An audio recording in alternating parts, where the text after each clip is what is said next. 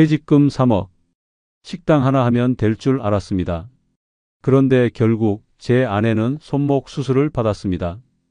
남은 건 가게도 아니고 돈도 아니고 수술 자국뿐이었습니다. 혹시 지금 퇴직 후 식당을 생각 중이시라면 이 이야기를 끝까지 들어주셨으면 합니다. 그리고 구독과 좋아요 한 번씩만 부탁드립니다.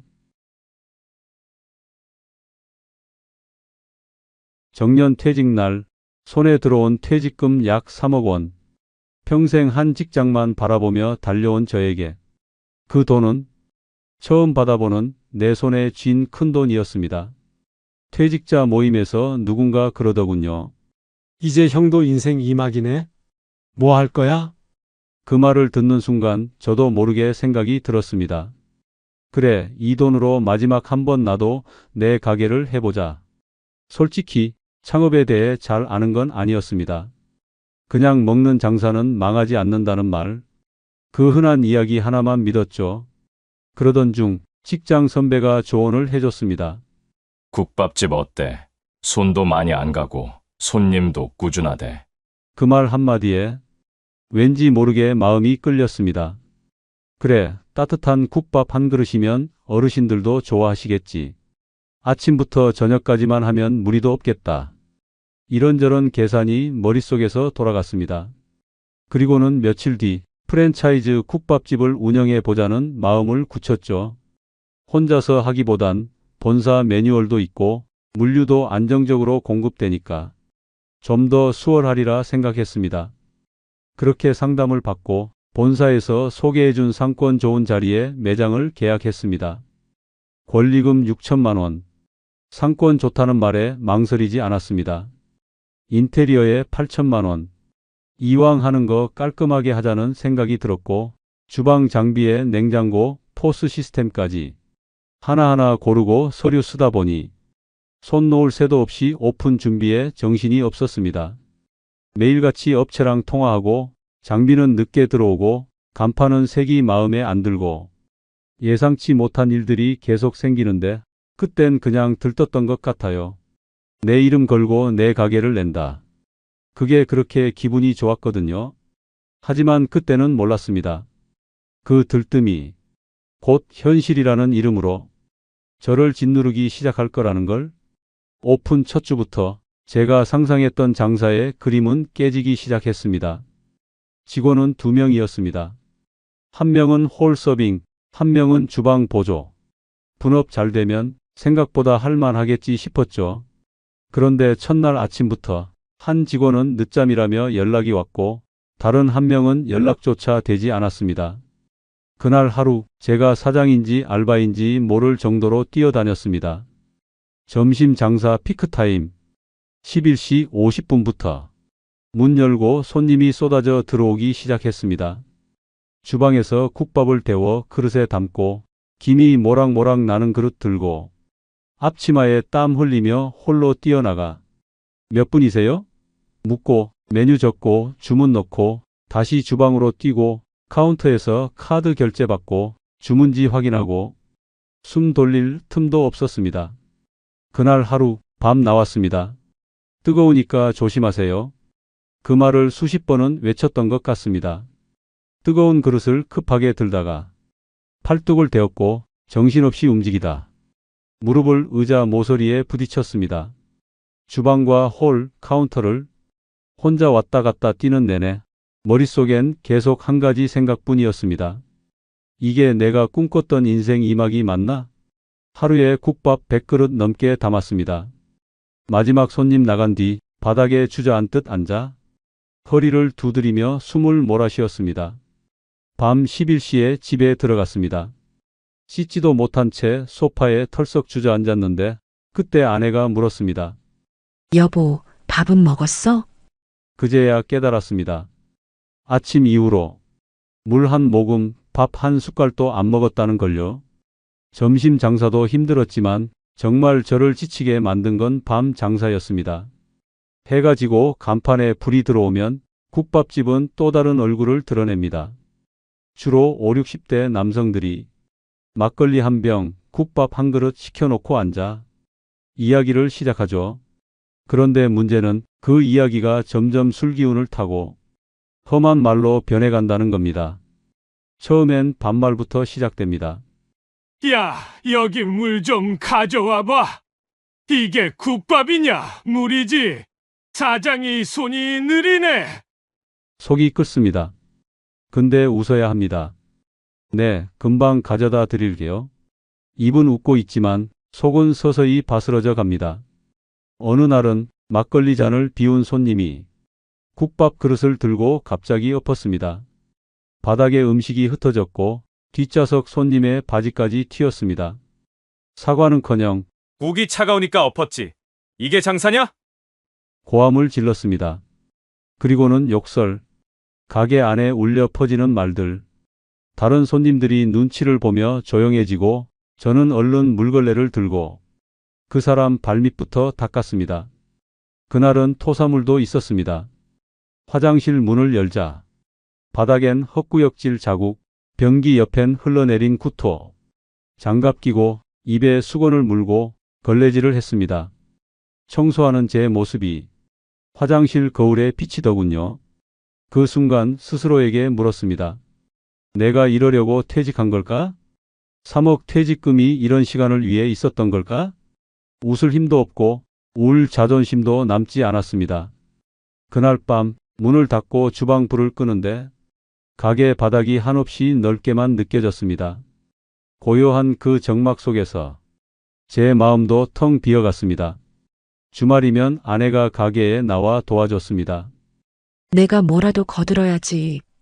그 말이 시작이었습니다. 원래는 주방 뒷정리나 반찬 리필 정도만 부탁했는데 손님이 몰리는 걸 보더니 앞치마를 두르고 자연스럽게 홀을 오가더군요. 처음엔 참 고마웠습니다. 집에서 쉬어야 할 주말에 나와서 허리 한번 제대로 못 펴고 일하는 모습을 보면 마음 한구석이 찌릿했죠. 그런데 어느 순간부터 아내가 가게에 있는 시간이 저보다 더 길어졌습니다. 식자재 정리부터 테이블 닦기, 설거지에 배달 포장까지 아침 7시에 나와 밤 10시가 넘어서야 같이 집에 들어가는 날도 있었죠. 말은 안 했지만 손목에 파스 붙이고 일하는 걸 저는 알고 있었습니다. 팔을 휘두를 때마다 가끔 찡그리는 표정도 봤고요. 하루는 영업 끝나고 주방에서 수저통 정리하던 아내가 그러더군요. 여보, 손목이 자꾸 저려 뻣뻣하고 힘도 없어져. 처음엔 그냥 피로 때문이겠지 했습니다. 며칠 쉬면 괜찮아질 거라 생각했죠. 그런데 다음 주엔 물컵도 떨어뜨리고 수세미를 짜다가 손에 힘이 풀려버렸습니다. 결국 병원에 갔습니다. MRI 결과를 들고 나온 의사의 말이 아직도 생생합니다. 이건 장기간 무리하신 거예요. 힘줄이 거의 끊어졌습니다. 당장 수술하셔야 됩니다. 그 말을 듣고 가게 주방에 혼자 앉아 있었습니다. 불 꺼진 가게, 손에 남은 땀과 기름 냄새, 그리고 그날따라 유독 차가운 스테인리스 조리대. 그 위에 이마를 대고 한참을 울었습니다. 남들 몰래? 아내도 모르게. 그날 폐업을 결심했습니다. 수익? 본전? 그런 거 따질 마음도 없었습니다. 돈은 다시 벌면 되지만 아내의 손은 다시 되돌릴 수 없었으니까요. 폐업을 결심한 뒤 모든 걸 정리하는 건 생각보다 훨씬 빠르고 훨씬 허무했습니다. 가게 문을 닫겠다고 결정한 날 생각보다 슬프지도 무섭지도 않았습니다. 그저 모든 게 비현실처럼 느껴졌습니다. 진짜 끝이구나. 그런 실감이 하루하루 눈앞의 장면들로 다가왔습니다. 먼저 계약했던 보증금을 정산받으러 갔습니다. 건물주는 고개를 흔들었습니다. 원상복구 안 하면 보증금 일부는 못 드려요. 배관이랑 타일 깨진 것도 수리하셔야 되고요. 계약서에 있던 문구였습니다. 그땐 그냥 넘겼던 작은 글씨들이 현실로 돌아와 제 발목을 붙잡더군요. 결국 보증금 중 일부는 못 받았습니다. 남은 건 주방 기기와 인테리어 자재뿐이었죠. 2천만 원 넘게 들인 냉장고는 중고업체에 넘길 때 700만 원이라 했습니다. 수요가 별로 없어요. 스크래치 있어서 가격 깎여요. 그렇게 다 반값도 안 됐습니다. 인덕션, 그릇, 식기, 테이블 하나하나 정리하면서 이게 다 돈이 아니라 그땐 꿈이었다는 걸 실감했습니다. 재고로 남은 쌀, 육수 베이스, 반찬 통도 본사에 반품 요청했지만 가맹 규정상 반품 불가입니다. 딱 한 줄 문자로 거절당했습니다. 도움 안 되셨다니 안타깝네요. 다음 사업엔 꼭 성공하시길 바랍니다. 그 문자 한 줄이 뭐랄까 사람 마음을 참 무겁게 하더군요. 마치 책임은 당신 몫이라고 못 박는 것 같았습니다. 정리하며 마음속에선 수많은 말이 올라왔다가도 결국엔 한마디로 정리됐습니다. 이걸 왜 시작했을까? 2억. 고스란히 사라졌습니다. 계산기를 다시 두드릴 필요도 없었습니다. 남은 건 없었고 되돌릴 수도 없었습니다. 그런데요, 정말 아까운 건 돈이 아니었습니다. 퇴직금보다 더 아까운 건 아내의 손목이었습니다. 수술은 잘 됐습니다. 깁스를 풀고 물리치료도 마쳤습니다. 하지만 지금도 수저 하나 드는데 통증이 온다고 해요. 아, 또 찌릿하다. 식사 중에 무심코 흘리는 그 말에 제 손도 젓가락도 순간 멈춰섭니다. 그럴 때마다 저는 무엇보다도 진심으로 말합니다. 미안해. 진심으로 미안해. 그 말밖에 할 수 있는 게 없습니다. 아내는 고개를 젓습니다. 괜찮아. 이제 끝났잖아. 그 말이 더 미안합니다. 지금은 주방 장갑을 끼는 것도 조심스러워하고 설거지할 때도 손목을 괜히 주물러 봅니다. 제가 벌려놓은 일에 가장 큰 대가를 치른 사람은 저보다 아내였습니다. 그래서 저는 그날을 끝으로 다시 어떤 가게도 어떤 창업도 생각하지 않았습니다. 가게 정리하고 집으로 돌아오는 길 손에 든 건 없었는데 마음속은 뭔가 꽉 막혀 있었습니다. 집 앞 골목에 도착하자 아내는 조용히 말했습니다. 그냥 다 잊자. 그 말이 너무 조용해서 더 오래 남더군요.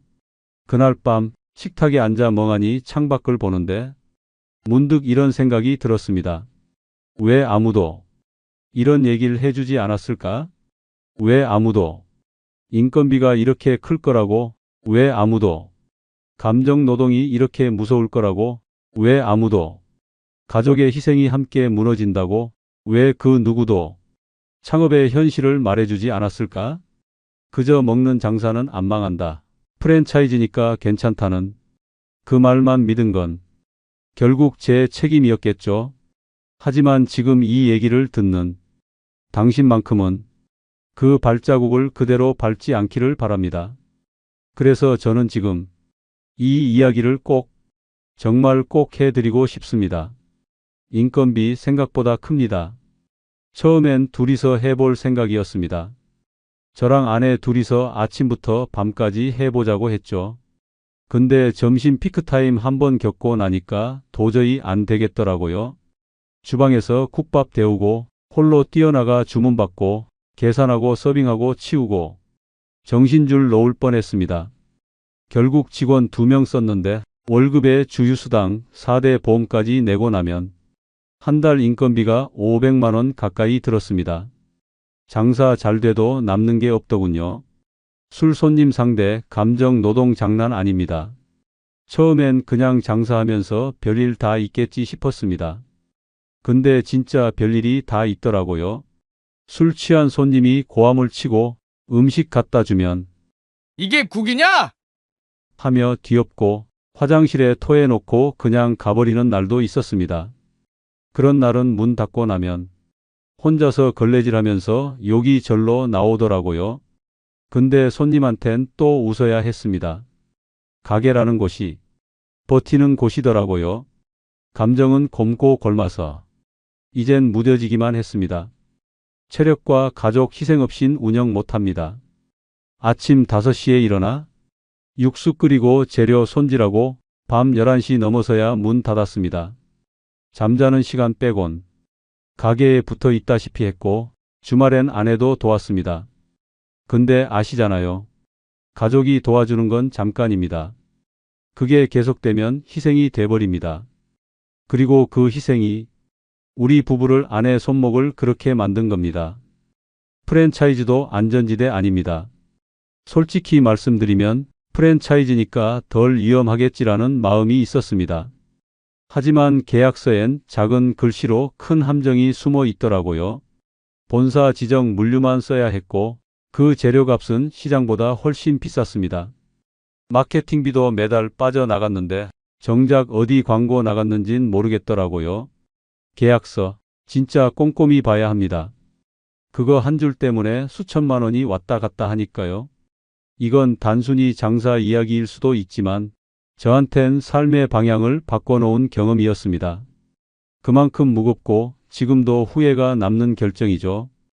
혹시 지금 국밥집 괜찮지 않을까? 그런 생각하신다면 이 이야기 꼭 마음에 새겨주셨으면 합니다. 그렇게 가게 문을 닫은 날 모든 게 무너진 기분이었습니다. 그리고 저는 한동안 현관문조차 열기 싫었습니다.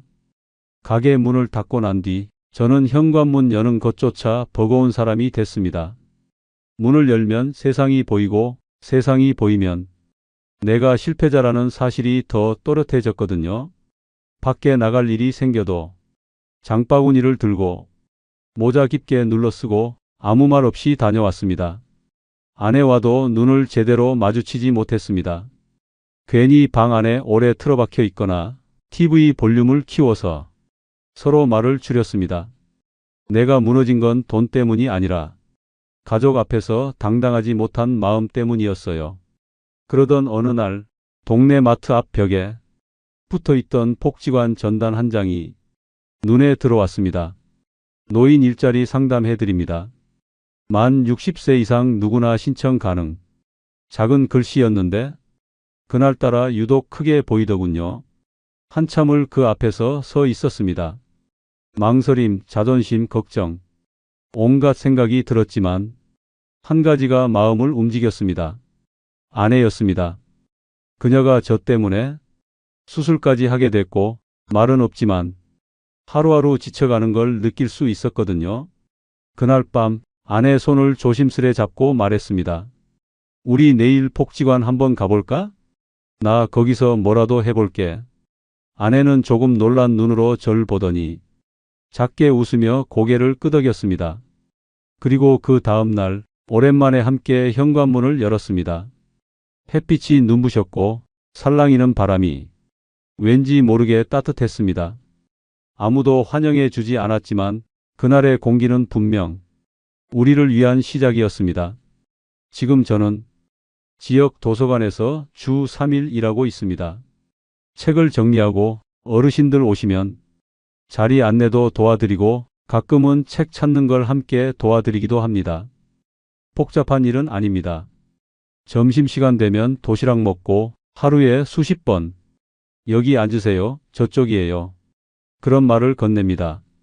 예전처럼 큰돈이 오가는 일도 아니고 하루에 수백 명을 상대하는 것도 아닙니다. 하지만 사람들과 눈을 마주치고 그들이 내게 고맙습니다라고 말해주는 하루가 이렇게 따뜻할 줄은 그땐 미처 몰랐습니다. 국밥집을 할 땐 매일같이 욕을 들었고 무뚝뚝한 얼굴들과 끝없는 불평 속에서 버텨야 했습니다. 그런데 지금은 누군가의 작은 인사 하나에 제가 다시 살아있다는 기분이 듭니다. 출근할 때는 가벼운 백팩을 메고 퇴근할 땐 마음이 조금 더 가벼워집니다. 일을 마치고 도서관 문을 나설 때 햇살 아래로 걸어 나오는 그 순간이 저에겐 요즘 가장 좋은 시간입니다. 이제는 많은 걸 바라지 않습니다. 돈보다 더 소중한 것들이 있다는 걸 알게 됐으니까요. 지금이 더 가난한 건 맞습니다. 매달 들어오는 돈은 많지 않고 외식도 줄였고 예전처럼 뭘 쉽게 사지도 않습니다. 하지만 마음은 훨씬 가볍습니다. 매일 아침 아내랑 같이 밥을 먹고 도서관으로 향하는 길에 가볍게 인사 건네는 사람들과 마주치며 그래, 오늘 하루도 잘 살아보자. 스스로를 다독일 수 있게 됐습니다. 손에 쥔 돈은 없지만 제 곁에는 아직 남은 사람들이 있습니다. 그리고 우리는 매일 아침 다시 하루를 시작하고 있습니다. 혹시 지금 나도 식당 하나 해볼까? 그런 생각을 하고 계신가요? 그 마음 정말 이해합니다. 저도 그랬으니까요. 하지만 한 번만 더 생각해 주세요. 당신의 손목보다 소중한 건 없습니다. 당신 옆에 있는 사람들도 그 가게와 함께 무너질 수도 있습니다. 이 이야기가 당신에게 작은 경고등 하나쯤은 켜주었기를 바랍니다. 시작은 언제든 할 수 있지만 되돌릴 수 없는 건 분명 존재하니까요. 그리고 혹시 이런 현실 이야기 앞으로도 듣고 싶으시다면 구독과 좋아요 한 번만 눌러주세요. 제 이야기를 들어주셔서 진심으로 감사드립니다. 퇴직금 1억 2천만 원, 36년 직장 생활의 전부였습니다. 도시에서는 그 돈으로 숨쉬기도 힘들었습니다. 매달 250만 원씩 나가니까 5년도 못 버틸 상황이었거든요. 그래서 아내와 함께 결심했습니다. 고향으로 내려가자. 지금은 한 달에 150만 원으로 살고 있습니다. 돈은 줄었지만 놀랍게도 불안도 함께 줄어들었어요. 오늘 그 이야기를 여러분께 모두 들려드리겠습니다. 66살 박성우입니다. 서울에서 33년간 회사를 다니며 두 아들을 대학까지 보냈고 작은 전셋집 하나에서 우리도 그래도 잘 버텼다 싶었는데 퇴직하고 나서 딱 2달 만에 그 생각이 얼마나 순진했는지 깨달았습니다. 퇴직하던 그날을 지금도 생생히 기억합니다. 회사에서 마지막으로 사무실 문을 닫고 나오는데 낡은 엘리베이터 버튼을 누르면서 스티커 자국이 그대로 남은 벽면을 바라봤어요. 그 순간 이제 여길 다시 올 일은 없겠구나 하는 생각이 들면서 갑자기 모든 게 조용해졌습니다. 회사 앞 도로의 자동차 소리도 바람 소리도 심지어 제 발걸음 소리까지도 묘하게 멀게 들렸어요. 마치 세상과 한 겹의 유리막이 생긴 것 같았달까요? 38년이라는 시간이 한순간에 끝나버린다는 것이 이렇게 허전할 줄은 몰랐습니다. 아내가 기다리고 있던 치킨집으로 갔습니다. 퇴직 기념이라고 치킨 한 마리에 생맥주 2잔을 시켰죠. 아내가 잔을 들어 건배하자고 했습니다. 여보, 고생 많았어. 이제 좀 쉬어. 우리도 이제 좀 살자. 그 말에 저도 모르게 웃음이 났습니다. 치킨은 평소보다 더 바삭하게 느껴졌고 맥주는 유독 시원했어요. 그때까지만 해도 앞날에 대한 막연한 기대가 있었거든요. 그래, 이제 출근 안 해도 되니까 아침에 눈치 안 보고 일어날 수 있겠지. 평일 낮에 영화도 볼 수 있고 주말마다 여행도 다니고. 그렇게 우린 정말로 웃었습니다. 하지만 지금 돌이켜보면 그날이 우리가 마지막으로 밝게 웃은 날이었어요. 그 이후로는 웃을 일이 줄어들기 시작했고 퇴직금이 한 칸씩 빠져나가는 걸 보며 점점 말수도 눈빛도 줄어들었습니다. 다음 날 아침이었어요. 평소 같으면 출근 준비로 분주했을 시간인데 시계는 8시를 지나고 있었고 거실은 너무 조용했습니다. 아내는 식탁에 앉아 신문을 펼쳐놓고 있더군요. 그런데 한 줄도 읽지 않고 멍하니 창밖만 바라보고 있었어요. 그러다 혼잣말처럼 이렇게 말했습니다. 이젠 뭐하지? 너무 조용하고 가느다란 목소리라 대답도 못했습니다. 그 순간 퇴직이라는 게 단순히 일을 그만두는 게 아니라 삶의 리듬 자체가 사라지는 것이구나 하는 걸 느꼈어요. 괜히 핸드폰을 집어들었다 놓았다 하면서 저도 모르게 아이들 번호를 눌러봤습니다. 혹시 오늘은 전화가 오지 않을까 하고요. 그렇게 며칠을 기다리다 정말로 전화가 한 통 왔습니다. 아빠, 그게 이번에 학기 등록금이 좀 부족해서요. 그 말에 그래, 알겠다 하고 전화를 끊는데 마음 한켠이 이상하게 허전했습니다. 전화를 받기 전에는 목소리라도 들을 수 있겠지 했지만 막상 듣고 나니 나는 여전히 지갑이고 보호자고 돈줄이구나 싶더라고요. 그 후로 한 달에 나가는 돈을 다시 계산해 봤습니다. 관리비 20만 원, 병원비 30만 원, 보험료 35만 원, 교통비, 휴대폰, 식비까지 포함하니 그냥 숨만 쉬고 살아도 250만 원이 훌쩍 넘었어요. 퇴직금 1억 2천이 있었지만 이렇게 나가면 5년도 못 버티겠더라고요. 아내에게는 말도 못했습니다. 괜히 걱정시킬까 봐서요. 그냥 머릿속으로만 계산기를 두드리며 지금부터는 뭔가 바꿔야 한다는 걸 뼈저리게 느꼈습니다. 밤마다 침대에 누워서 천장을 바라보며 계산을 반복했어요. 1억 2천만 원을 250만 원으로 나누면 48개월, 4년. 그것도 아무것도 하지 않고 가만히 있을 때의 계산이었습니다. 갑작스러운 병원비라도 들면 더 빨라질 테고 아이들 일이라도 생기면 순식간에 줄어들 돈이었어요. 서울에서는 모든 게 가까웠습니다. 병원도 편의점도 마트도 5분 거리였고 쿠팡은 새벽에 시키면 아침에 왔죠. 엘리베이터 안에서도 사람 냄새가 가득했고 필요한 건 뭐든 넘쳐났습니다. TV도 크고 인터넷도 빨랐고 냉장고엔 늘 반찬이 가득했어요. 그런데 마음 둘 곳은 없었습니다. 베란다 너머로는 항상 다른 집의 불빛, 오가는 택배기사님, 붐비는 주차장 소리. 그런데 정작 우리 부부는 서로의 얼굴을 하루에 몇 번이나 마주쳤는지도 기억이 안 나더라고요. 어느 날 아내가 베란다에 서서 멍하니 핸드폰을 보더라고요. 그날 밤 아내가 본 유튜브 영상은 키촌 부부가 직접 재배한 감자로 만든 감자전이었죠. 그때 아내가 먼저 말했습니다. 우리도 저렇게 살면 안 될까? 내려가자, 고향. 그 동네로. 고향은 달랐습니다. 어릴 적 친구는 다 떠났고 부모님 지인들도 대부분 돌아가셨고 집도 오래돼 페인트가 벗겨져 있었죠.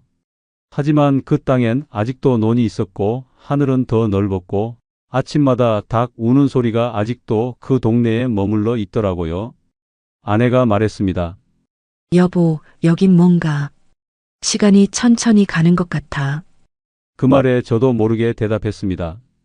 그러게. 지금까지 우린 너무 빨리만 살았던 것 같아.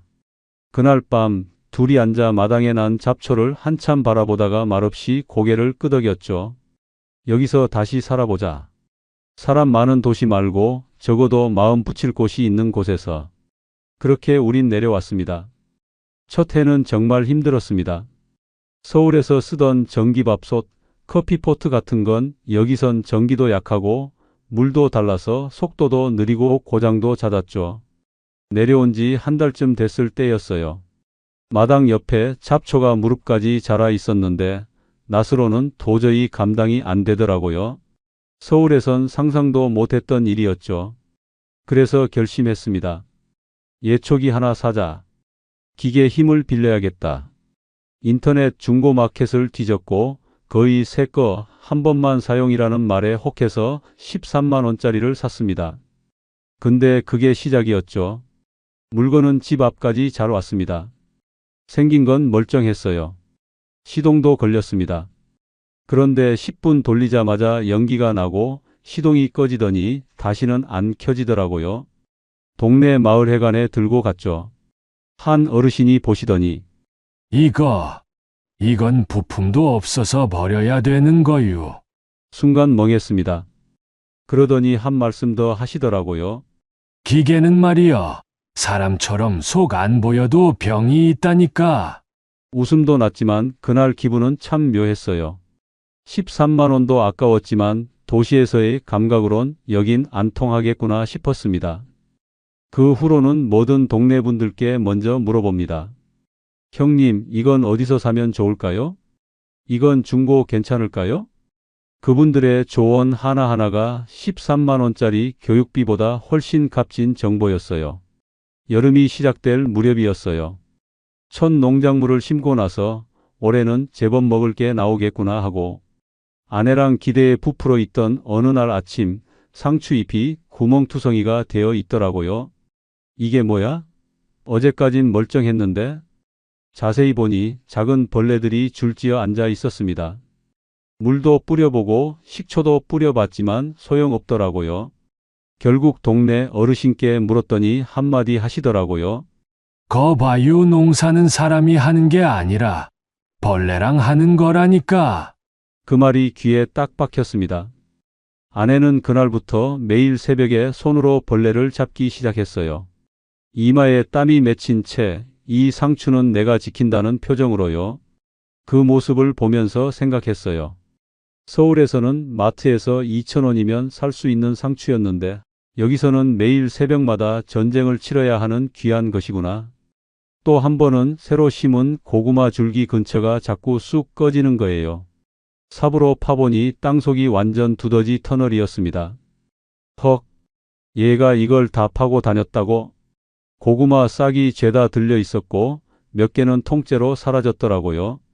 인터넷 찾아보니 두더지 퇴치 스프레이, 장치, 울타리까지 온갖 제품을 사봤는데도 안 통하더라고요.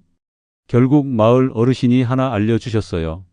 막대기 하나 박아두고 그 위에 페트병을 거꾸로 끼워봐요. 바람 불면 흔들리는 소리에 도망간다니까? 진짜로 그걸 해봤습니다. 처음엔 민망했는데 효과가 있긴 하더라고요. 두더지 터널이 줄기 시작했습니다. 그걸 보고 아내가 한마디 했습니다. 여보, 이제 우리도 반쯤은 농사꾼이네. 그리고 결정타는 고란이었습니다. 잘 자라던 고추밭이 하룻밤 사이에 엉망이 되어 있었어요. 처음엔 사람 소행인 줄 알았는데 마당 옆 풀숲에 발자국이 선명했죠. 동네 분이 그러시더라고요. 고란이요. 요즘 야산에 먹을 게 없어서 마을까지 내려와요. 그날 이후 우리는 고추밭에 줄을 치고 반짝이 테이프를 달고 아내는 바람 불 때마다 테이프가 흔들리는지 확인하러 나갔습니다. 그러면서도 그래도 귀엽긴 해. 하고 웃더라고요. 저는 속이 터졌는데요. 벌레, 두더지, 고라니. 귀촌 전엔 이름만 들어봤던 것들과 이렇게 가까워질 줄은 몰랐습니다. 하지만 그 덕분에 배웠어요. 자연과 싸우려 하지 말고 조금은 함께 살아야 하는 거구나. 그걸 알게 되니 마음도 한결 편해졌습니다. 귀촌하고 처음 맞은 겨울. 생각보다 힘든 게 많았습니다. 서울에선 한겨울에도 반팔 입고 돌아다니는 사람들이 있었는데 여긴 아침에 눈 떠보면 보일러 배관이 얼어있는 날이 다반사였죠. 장보러 나가려고 해도 버스는 하루에 한 번, 시간 못 맞추면 하루를 그냥 날려야 했습니다. 그때 절실히 느꼈어요. 귀촌할 땐 이 세 가지만큼은 꼭 준비해야 한다. 첫 번째는 차량입니다. 차는 필수예요. 처음엔 차 없어도 되겠지 싶었습니다. 서울에선 버스, 지하철, 택시가 넘쳐났으니까요. 그런데 여긴 버스가 하루 한 번뿐이고 가장 가까운 병원이 차로 40분 거리더라고요. 아내가 감기 기운 있어서 병원 가자고 했던 날, 기다렸다가 내일 갈까? 그 말이 참 미안했어요. 마트, 우체국, 행정센터. 다 차 없이는 갈 수 없는 거리에 있었습니다. 귀촌은 자연으로 가는 게 아니라 차로 가는 겁니다. 이건 정말 확실히 말씀드릴 수 있어요. 두 번째는 이웃 인사입니다. 먼저 웃는 사람이 오래 가요. 시골살이의 진짜 핵심은 관계입니다. 처음 마을회관 들어가는데 얼마나 어색하던지. 그런데 제가 먼저 안녕하세요. 이번에 내려온 박성우입니다.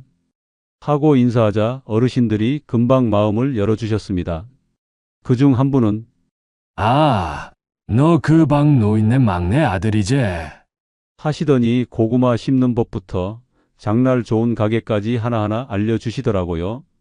여긴요, 누가 더 오래 살았는지가 아니라 누가 먼저 인사했는지, 누가 먼저 웃었는지가 오래 갑니다. 그 이후로는 동네에 짖는 소리에도 웃음이 나더라고요. 아, 저 집도 택배 왔구먼. 하고요. 세 번째는 생활비 계산입니다. 생각보다 전략이 아니에요. 다들 시골은 싸잖아라고 생각하지만 막상 살아보면 나가는 돈이 다르게 새어나갑니다. 겨울엔 난방비가 장난 아니고 차 기름값, 정비비, 눈 치울 도구까지 도시보다 더 나가는 부분도 많아요. 저희는 결국 거실에서만 생활하는 한방살이로 겨울을 났습니다. 전기장판 2개, 작은 온풍기 하나.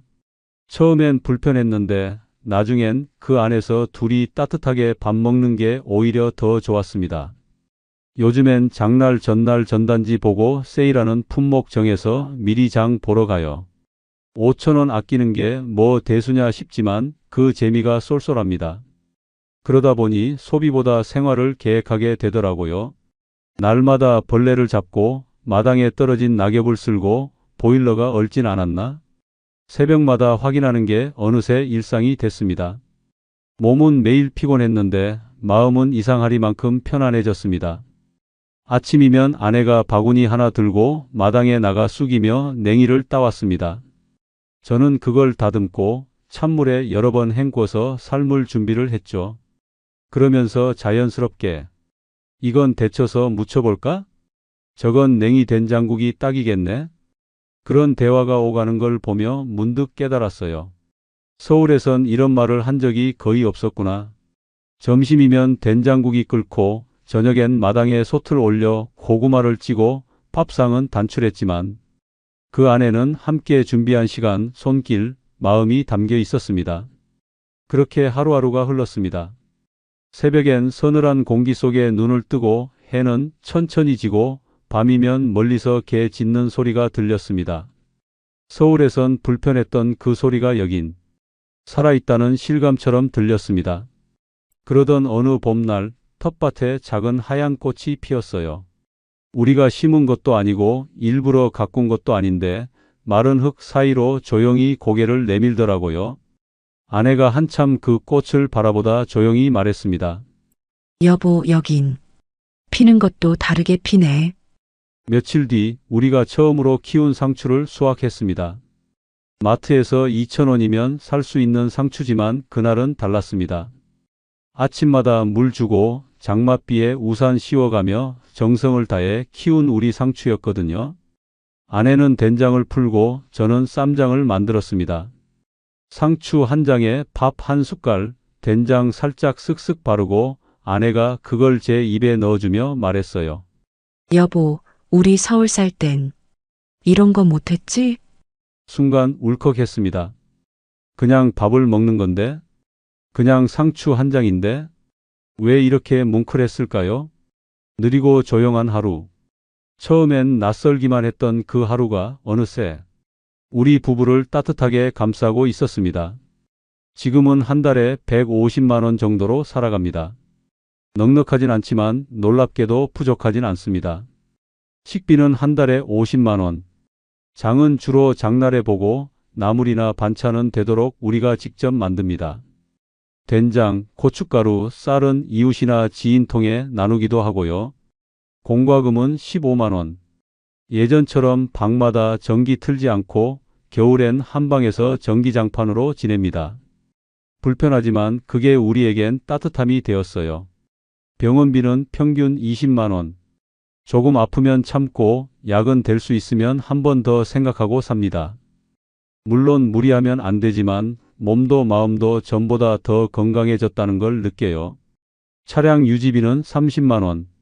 마트도 병원도 시장도 다 차로 움직여야 하니까 기름값, 정비비는 필수예요.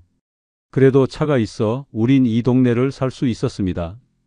나머지 35만 원은 잡비와 용돈. 작은 생필품, 옷 하나, 손주 간식, 그리고 가끔 아내와 마시는 따뜻한 커피 한 잔. 큰 돈은 없습니다. 하지만 크게 쓸 일도 없습니다. 도시에서는 이번 달 카드값 어떻게 막지? 그런 걱정이 늘 머릿속에 있었는데 지금은 이 돈이면 다음 달도 무난히 지나겠구나. 그 생각 하나로 마음이 놓입니다. 남들처럼 살지는 못하지만 남들보다 덜 불안합니다. 우리에게 중요한 건 많이 갖는 삶이 아니라 조금 덜 흔들리는 하루였던 거죠. 서울에서 살 땐 아내랑 말을 잘 안 했습니다. 말을 안 한 게 아니라 할 틈이 없었던 거죠. 아침엔 출근하느라 바빴고 퇴근하면 피곤해서 각자 소파에 누워 TV만 봤습니다. 주말이면 장 보느라 정신없고 카드값 보험료 아이들 문제에 늘 말끝은 짧아지고 표정은 굳어졌습니다. 싸우진 않았지만 웃지도 않았습니다. 그게 더 슬펐죠. 그런데 지금은요. 같이 된장국을 끓이며 얘기합니다. 여보, 오늘 깻잎 따러 가자. 이따 저녁엔 감자전 부쳐줄게. 서로의 말에 눈을 마주치고 고개를 끄덕이고 가끔은 소리 내 웃기도 합니다. 도시에서는 시끄러운데 조용했고 여긴 조용한데 참 따뜻합니다. 퇴직금 1억 2천. 그게 제 전 재산이었습니다.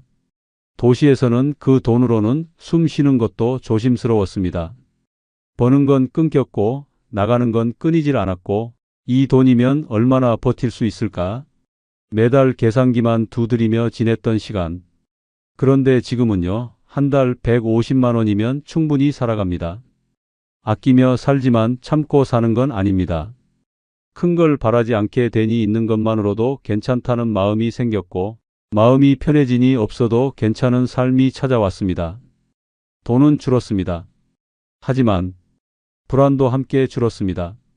그리고 저는 그게 진짜 변화였다고 생각합니다. 귀촌이 쉽진 않습니다. 생각보다 불편하고 TV에서 보는 전원 생활처럼 그렇게 반짝이지도 않아요. 하지만 분명한 건 있습니다. 내려놓는 법을 배우게 됩니다. 내려와서야 알게 됐습니다. 불안은 돈이 없어서 생기는 게 아니라 남들과 비교하며 살기 때문에 생긴다는 걸요. 이제는 누가 얼마나 가졌는지보다 내가 얼마나 덜 흔들리는지가 더 중요해졌습니다. 이 이야기가 지금 귀촌을 고민하고 계신 누군가에게 작은 힌트가 되었길 바랍니다. 어쩌면 당신도 덜 가지며 덜 불안한 삶을 꼭 필요했던 시간 속에서 찾을 수 있을지 모릅니다. 영상 끝까지 들어주셔서 감사합니다. 도움이 되셨다면 구독과 좋아요 눌러주시고 유익한 정보 매주 받아보세요.